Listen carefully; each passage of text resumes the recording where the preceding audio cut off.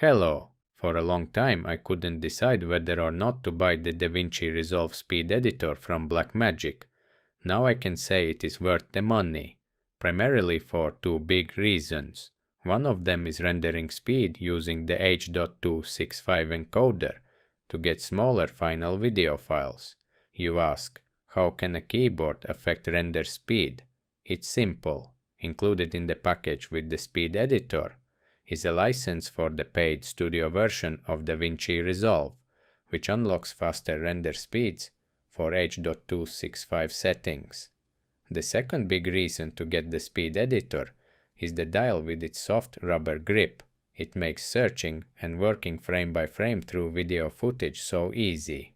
It also has dedicated buttons for specific functions.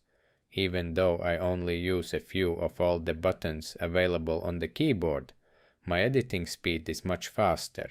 Plus, I can just put this keyboard on my lap and edit video while reclining in my chair, which is much more comfortable. Also, for those who use tablets for editing, this is an excellent bonus since it works via a Bluetooth connection as well. If you're asking why you would need a keyboard that you can't type on and that only works in one program, I say this: it is a long-term investment.